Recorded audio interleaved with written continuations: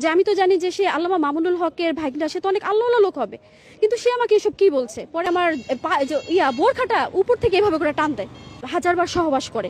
আমি আসছি এই জন্য যে আমার মাদ্রাসার একজন ওস্তাদ ওয়াসিফুর রহমান, আমি তাকে একদিন একটা মাসালা জিজ্ঞেস করার জন্য ফোন দেই, সে আমাকে বলে রেস্টুরেন্টে যে কথা বলতে হবে। তো আর সিদ্দিকা, আমি আমলিগুলা লালবাগ ঢাকা আয়শা সিদ্দিকা মাদ্রাসার ছাত্রী। ওইখানে আল্লামা মামুনুল হকের বড় বোনের ছেলে ওয়াসিফুর রহমান আমার মাদ্রাসার ওস্তাদ, তাকে আমি একদিন একটা মাসালা জিজ্ঞেস করার জন্য ফোন দেই। হুজুর আমাকে বলে যে তোমার যত মাসালা যেটাই হোক বা তোমার স্বপ্নের ব্যাখ্যা হোক, সব কিছুর জন্য তুমি আসো, আমরা একটা রেস্টুরেন্টে বসে কথা বলি। তো হুজুর আমার 3 থেকে 4 বারই কথা বলে, আমি তার কথায় রাজি হই না। আমার বাবা মা কোথাও যেতে দেয় না, আমি তাকে কথা বলে দিই। হুজুর তারপর আমাকে বলতে থাকে আসো আয়শা, এখানে বসি ওইখানে বসি, এই দুরানি ব্রিজের এখানে অনেকগুলা রেস্টুরেন্ট মানে ছোট ছোট দোকান আছে, এখানে বসে কথা বললে তোমার কথাগুলো ভালোভাবে বুঝতে পারবো। তারপর আমি বলি যে আমি ফোনেই বলি, আপনি আমার কথাটা শুনেন, আর আমার স্বপ্নের ব্যাখ্যাটা যদি দেন তাহলে ভালো হয়। তো সে ওইটা আর স্বপ্নের ব্যাখ্যা দেয় না। পরে তারপর একদিন হুজুরকে ফোন দেওয়ার পরে একটা মাসালা জিজ্ঞেস করি। হুজুর আমাকে বলে আয়শা তুমি দেখতে কেমন সুন্দর, না কালো, মোটা না চিকন, তুমি কি লম্বা, তুমি কি উঁচা জুতা পড়ো? তো হুজুর এসব কথা শুনে আমি বললাম যে না, আমি তো অনেক কালো, আর হইলো আমি 5 ফিট, আর আমি হইলো চিকন অনেক। তো আমাকে বলে কি তুমি এত কিছু ওজনের হও? হুজুর কথা শুনে আমি খুব আশ্চর্য হই যে আমি তো জানি যে সে আল্লামা মামুনুল হকের ভাগনা, সে তো অনেক আল্লাহওয়ালা লোক হবে, কিন্তু সে আমাকে এসব কি বলছে। পরে আমি মাদ্রাসার একটা দুইটা মেয়ে 2 বোন, ওদেরকে ফোন দিই। ফোন দেওয়ার পরে ওরা আমাকে বলে যে হুজুর, ওদেরকে জিজ্ঞেস করলো হুজুর এইভাবে কেন কথা বলে। ওরা বলে কি যে হুজুর তো অনেক খারাপ। তো আমি জিজ্ঞেস করলাম যে কি করছে, বলে কি যে আমাদের জামাতে সাউদা হুজুরকে ফোন দিচ্ছে, ওরা বলে আই লাভ ইউ। আবার অন্য মেয়েরা এক একজন ফোন দিলে হুজুর উল্টাপাল্টা বলে। তো আর হলো আর মাদ্রাসা একটা মেয়ে, ওর থেকে আমি জানতে পারি আমাদের জামাতেরই, কিন্তু ও এখন স্বীকার করছে না। ওর থেকে জানতে পারি যে আমাদের জামাতে 3 নি, ওর সাথে নাকি হুজুর, ওকে নিয়ে নাকি হুজুর হুন্ডাতে করে এখানে সেখানে অনেক জায়গায় ঘুরতে যায়, আর ওর সাথে নাকি হাজারবার সহবাস করে। এটা এটা আমি জানতে পারি। আর জানতে পারার পরে এখন হুজুরকে আমি একদিন হুজুরের কাছে ফোন দেওয়ার পরে এই কথা আমি বলার পরে বলার আগেই হুজুর ফোনটা কেটে দেয়। কেটে দেওয়ার পরে হুজুর আরেকটা নাম্বার থেকে কল আসে, আমাকে বলে কি যে এই ওয়াসিফুর রহমান তোমার কি হয়, আমার সাথে এমনভাবে বলে যে ওনার সাথে আমার রিলেশন বা ওনার সাথে আমার কোনো সম্পর্ক আছে। আমি খুব রাগ হয়ে যাই। রাগ হয়ে যাওয়ার পরে আমি ওই মাদ্রাসার যে 2টা মেয়ের সাথে কথা বলি ওদের বাসায় যাই। যাওয়ার পরে আমি সবকিছু বলি যে হুজুর আমার সাথে এভাবে কথা বলতেছে। পরে হুজুর আবার ফোন দেয়। ফোন দেওয়ার পরে আমাকে বলে যে যাই বলে, অনেক কিছু বলে, অনেক বোঝানোর চেষ্টা করার পরে আমি হুজুরকে একটা স্বপ্নের কথা বলি। বলার পরে বলে হুজুর মাদ্রাসা সব মেয়েরা আপনার মেয়ে, আমিও আপনার মেয়ে, আর হলো আপনি আমাদের সবার বাবা। তো এই কথাটা বলি। এই কথা বলার পরে আমি ক্লাসে বসলে হুজুর আমাকে অনেক বেশি বিরক্ত করতো, এটা সেটা আজে বাজে অনেক কথা বলতো, অনেক কিছু করতো, আমাকে অনেক বিরক্ত করতো। একদিন সবাইকে দাঁড় করিয়ে রাখে, আমাকে বলে কি যে আয়শা তোর বাবা দে, সবাই বসো। পরে আমাকে বসায়, আর এক একটা কথা এমনভাবে বলে। তার ছেলেকে মাদ্রাসায় নিয়ে আসে, মাদ্রাসায় নিয়ে আসার পরে ক্লাসের মেয়েরা সবাই চায় যে ওকে একটু আমাদের কাছে দেন, আমরা একটু দেখি।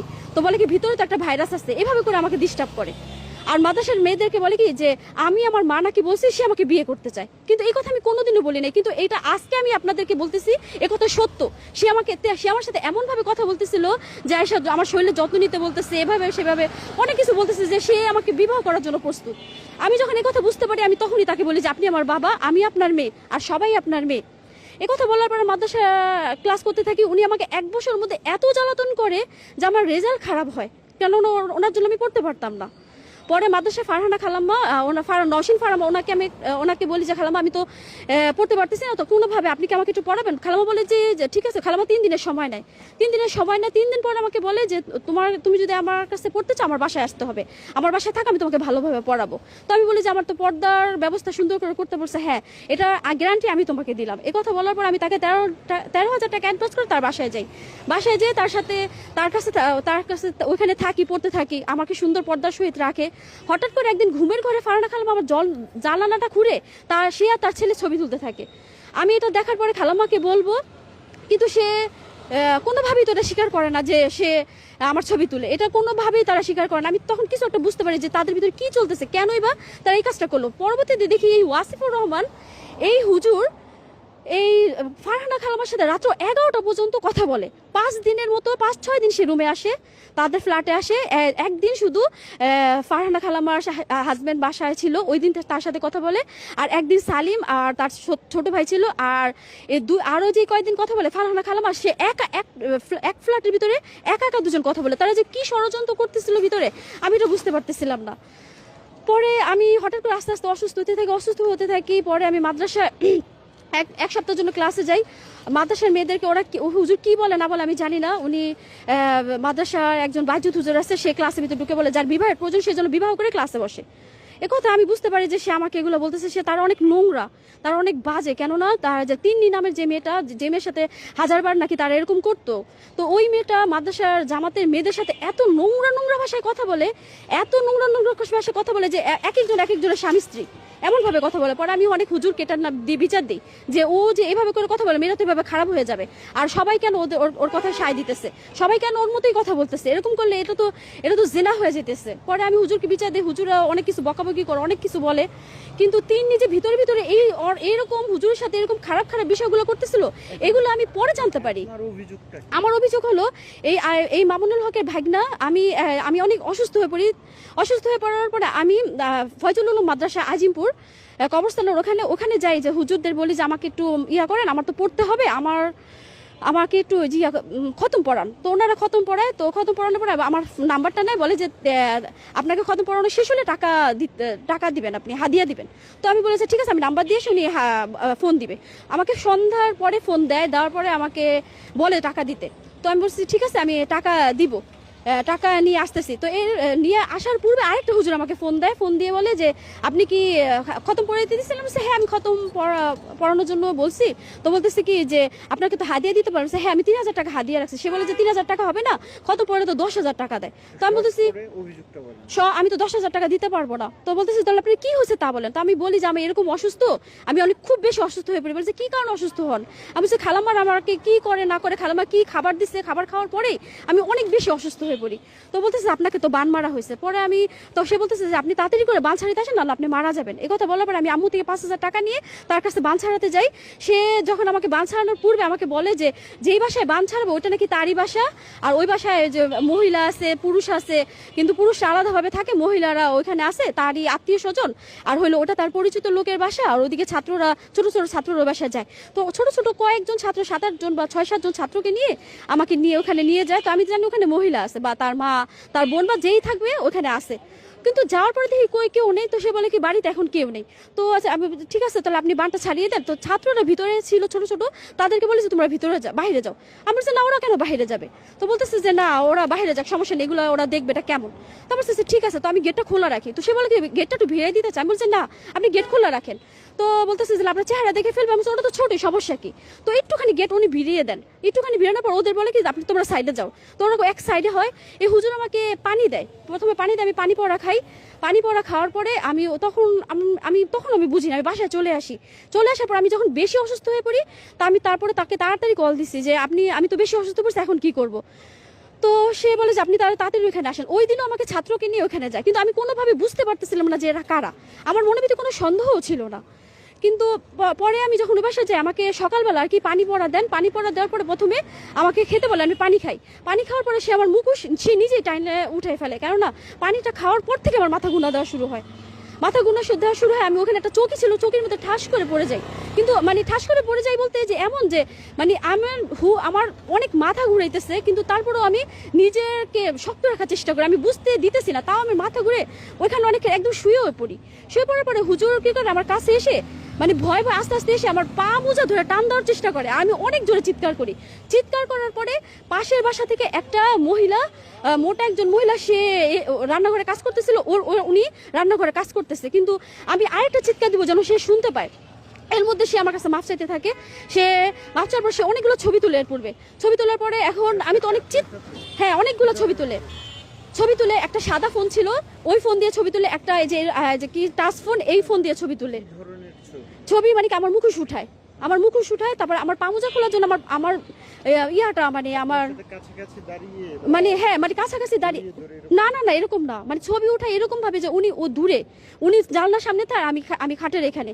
তো উনি কি করে আমার পা মোজা টান দিয়ে খোলার জন্য উনি আমার বোরখাটা উপর থেকে এভাবে করে টান দেয়, ওইভাবে করে টান দেয়। আমি বুঝতে পারি যে এখানে কিছু একটা খারাপ কিছু হইতে যেতেছে। আমি চিৎকার দেওয়ার জন্য আরো বেশি নিজেকে চেষ্টা করি যে আরো জোরে, যত জোরে চিৎকার দেওয়া যায়। উনি বুঝতে পারে যে আমি চিৎকার দেওয়ার জন্য প্রস্তুতি নিচ্ছি, উনি দৌড় দিয়ে ওখানে চলে যায়। মানে এখানে আমি শোয়া খাটে ওইখানে জানলার কাছে চলে যাওয়ার পরে সে আমার ছবি তুলতে থাকে। আমি আরো বেশি চিৎকার চেঁচামেচি করি, সে জানলা দরজা সব বন্ধ করে দেয়। আমি তো চিৎকার করতেই থাকি, কোনো রকম আমি ওখান থেকে নিচে নামার পরে সে আমার কাছে হাতে পায়ে ধরে বলে যে দেখেন এই যে আপনার ছবি আমি ডিলিট করে দিতেছি, এই যে আপনার ছবি ডিলিট করে দিতেছি।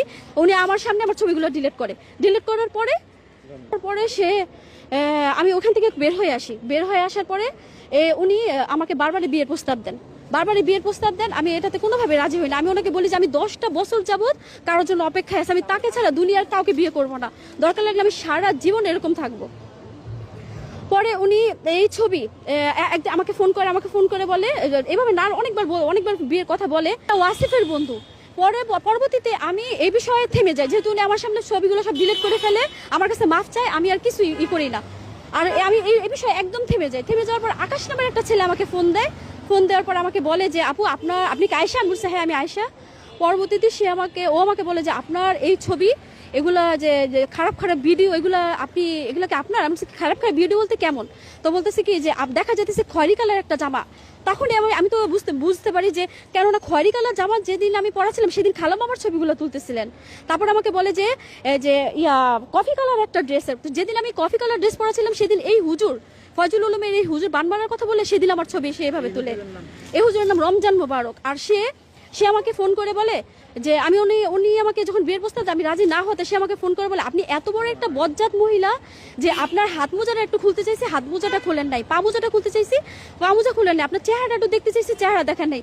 অথচ আপনার জায়গায় অন্য মেয়েদের সাথে আমরা 1000 বার, মানে বুঝতে পারছেন 1000 বার খারাপ করে, কিন্তু মেয়েরা সাইদা তার কাছে নাকি আসে। তখন আমি খোঁজ নেওয়া শুরু করি, খারাপ কথা বলে যে 1000 বার মেয়েদের সাথে সহবাস করে। এটা হলো রমজান মোবারক বলে। রমজান মোবারক এই কথা বলার পরে এই আকাশ নামের এই ছেলে আমাকে ফোন দেওয়ার পরে বলে যে আপু আপনার এই ছবি ভিডিও বানাইছেন, এই যে আপনার এই ভিডিও বানাইছেন এটা বলেন। তারপর আমি ওকে সব বলি যে আকাশ এরকম ওরা আমার সাথে করছে। পরে বলতেছে কি হ্যাঁ আকাশটাকে আমি চিনতাম না, এই আকাশের সাথে ওর ভাইনাম যে ওয়াসিফুর রহমান, ওর যে ফারহানা খালাম্মার যে ছেলে সালিম, খালাম্মা আর তার ছেলে যে আমার ছবিটা তুলতেছিল, এই সালিম আর এই খালাম্মা তার দুজন মিলে আমার ছবি তুলতেছিল। এই সালিমের সাথে এই আকাশের সাথে তারা ফোনে যে একটা গেম আছে না যে খেলে ফ্রি ফায়ার গেম, হ্যাঁ ফ্রি ফায়ার গেমের সাথে ফ্রি ফায়ার গেম আর কি তারা খেলে। পরে এই সালিম তাকে বলে অনেক খারাপ কথা বলে এই সালিম এই আকাশকে।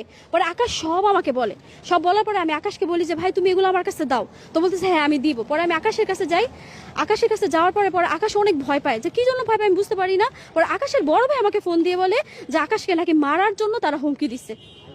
পরে এই আকাশ আমাকে আর ছবি দেয় না আর করে না। পরে আকাশকে আমি ফোন দিয়ে বলতেছি আপু আপনার জন্য তো আমি অনেক বড় বিপদে পড়ে যেতেছি, আমি কিছু জানি না, আমাকে মাফ করেন। পরে আমি আর আকাশের সাথে কথা বলি না। আমি বলছি ঠিক আছে তুমি যেহেতু আমাকে আকাশ আমাকে আগেই বলে যে আপনি আমার বড় বোনের মতো, এই জন্য আমি আপনাকে সবকিছু জানালাম যে আপনি এদের থেকে সতর্ক হন। পরে আকাশ আমাকে আরেকটা কথা বলে, এই রমজান মোবারক নাকি বলছে যখন মামুনুল হকরা বোর্ডে পাশ করবে তখন এই ছবি দিয়ে আমাকে ব্ল্যাকমেইল করে তাদের কাছে নিবে, আমার কাছে নিবেই। এই যে তারা নির্বাচনে যদি পাশ করে, এবার যে নির্বাচন হলো এটা তো 2025 সালে আগস্টের কথা। পরে এই কথা বলার পরে আমি উপদেষ্টা ইউনুস ওনার কাছে যাই, ওনার কার্যালয়ে যাওয়ার পূর্বেই দেখি কি 3 জন লোক ওইখানে বসা। তো তারা আমাকে দেখে এত অবাক হয়, তারা আমার সামনে তারা যখন বাইরে বের হয় আমি তাদের পিছনে ছিলাম, কেন পিছনে থাকাবো, তারা আমাকে দেখে না। তারা বলতেছিল যে তারা নিয়ে আসছে এত লক্ষ টাকা, কিন্তু এত টাকা তারা দাবি করছে। তখন এই কথা তারা বলতে থাকে। তো আমাকে পিছনে দেখে তারা আবার সব স্তব্ধ হয়ে যায়। আমি বুঝতে পারি যে তারা এখানে টাকা দিচ্ছে, মামুনুল হকের লোক এখানে পাঠিয়ে দিচ্ছে, আর তারাই মামুনুল হকের লোক এই লোকদেরকে টাকা দিচ্ছে, উপদেষ্টার কাছে এই চিঠি পৌঁছাবে না, আর কোনো চিঠি আমার কাছে আসে না। পরবর্তীতে আমি ডিএমপি ওখানে 7 বার যাই, ওখানে যে আমি যে বড় অফিসার তার সাথে যোগাযোগ করতে চাই, কেউ আমাকে ওখানে যোগাযোগ করতে দেয় না। জুয়েল যে আছে তার কাছে আমি অনেক অনুরোধ করি, তার কাছে সে আমাকে ওই যে প্রধান অফিসার তার কাছে আমাকে যেতে দেয় না। অভিযোগগুলো ওরা আমার পিছনে হাজার হাজার লোক লাগিয়ে দিছে। ওরা আমার পাশ দিয়ে যাওয়া আসা করে, আমাকে বাজে বাজে ভাষায় কথা বলে।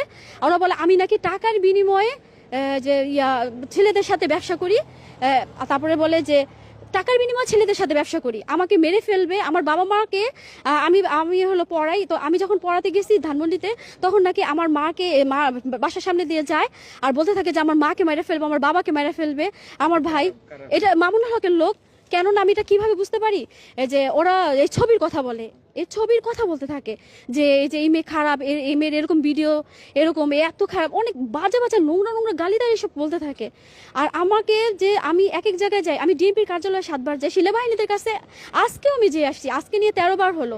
পরে আমি প্রধান উপদেষ্টার কাছে যাই, তারপরে হইলো আমি যে কত মানুষের কাছে এটার জন্য সাহায্য চাই, কেউ আমাকে সাহায্য করে না।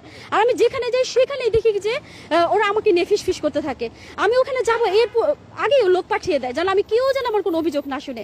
আমি তারেক রহমানের কাছে আজকে আসছি, আপনি এই বিষয়টা দেখেন, এটা সুষ্ঠু একটা তদন্ত করেন, তারপরে বিশ্ববাসীকে জানান, পুরো পৃথিবীবাসীকে জানানোর চেষ্টা করেন যে এরা কত খারাপ, একটা মেয়ের জিন্দেগি এরা কিভাবে নষ্ট করে। আমাদের মাদ্রাসার মিথ্যা নামের একটা মেয়ে, ওকে নাকি এই ওয়াসিফুর রহমানের ভাই বা বন্ধু যেই হোক বিয়ে করে, ওকে নাকি অনেক নির্যাতন করছে। এখন ওই মিথ্যা তার বাবা মার বাসায় আছেন।